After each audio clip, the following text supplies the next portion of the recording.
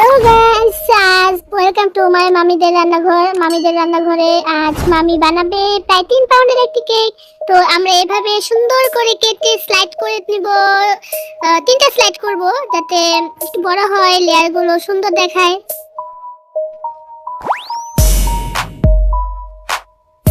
তারপর একটা কাগজের উপরে এভাবে আমরা ক্রিম মাখিয়ে নেব।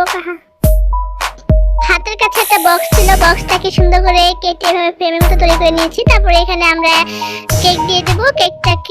কেকের উপরে একটু চিনির পানি দিয়ে দেবো যাতে একটু মিষ্টি মিষ্টি লাগে, ভাব আসে, ড্রাই না হয়ে যায়। তারপরে ক্রিমটাকে এভাবে দিয়ে আমরা একটা ফিনিশিং আনার চেষ্টা করবো যাতে একটা সুন্দর একটা লেয়ার আসে, দেখতেও ভালো লাগে।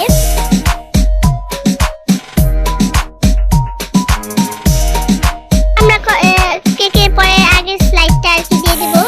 এভাবে পরপর আমরা স্লাইডগুলো বসিয়ে সুন্দর করে ক্রিম দিয়ে সুন্দর করে একটা কভার তৈরি করব। ফার্স্ট অফ অল আমরা অল্প দিয়ে কভারটা করার চেষ্টা করব।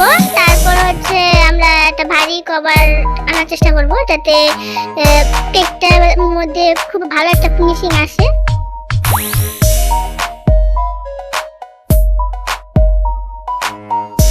যে দেখতে পাচ্ছেন আমার মামি খুব সুন্দর করে কেকটার মধ্যে একটা ফিনিশিং আনার চেষ্টা করছে আর কি, যতটা পারছে। তারপর হচ্ছে মামি হচ্ছে এই সুন্দর করে গোলাপগুলো বানিয়ে একটার পর একটা সিরিয়াল ওয়াইজ নিজের শেপ অনুযায়ী আর কি বসায় দিতেছে যাতে কেকটা ফুটে উঠে সুন্দর লাগে দেখতে, তেমন ভাবেই বসিয়ে দিচ্ছে।